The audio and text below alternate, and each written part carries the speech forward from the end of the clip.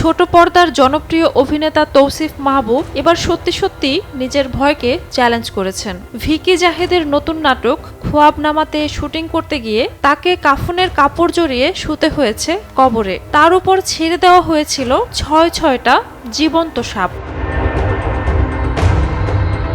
Poster প্রকাশের পর থেকেই আলোচনায় আসে নাটকটি। ছবিতে দেখা যায় কবরে শুয়ে আছেন তৌসিফ, আর তার শরীর জুড়ে সাপ কিলবিল করছে। অনেকেই ভেবেছিলেন হয়তো গ্রাফিক্স দিয়ে বানানো, কিন্তু তৌসিফ নিজেই জানালেন পুরো দৃশ্যটাই ছিল আসল। সেই ভিডিও তিনি নিজের সোশ্যাল মিডিয়াতেও শেয়ার করেছেন, যা দেখে দর্শকরা একেবারেই হতবাক। অনেকে আবার ভয়ও পেয়েছেন।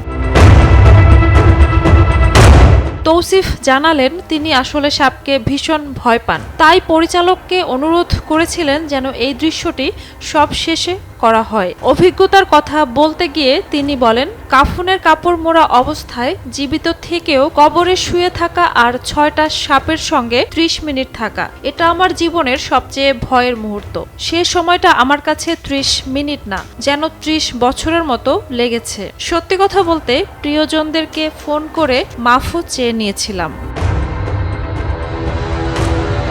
খোয়াবনামার গল্প এখনো চমক হিসেবে গোপন রাখা হয়েছে। তৌসিফ শুধু বলেছেন এটা হরর, থ্রিলার নাকি রোমান্স সেটা দর্শকরা নাটক দেখলেই বুঝতে পারবেন। নাটকটিতে তৌসিফের সঙ্গে অভিনয় করেছেন তানজিন তিশা ও একে আজাদ সেতু। শীঘ্রই নাটকটি প্রকাশ হবে ক্যাপিটাল ড্রামা ইউটিউব চ্যানেলে।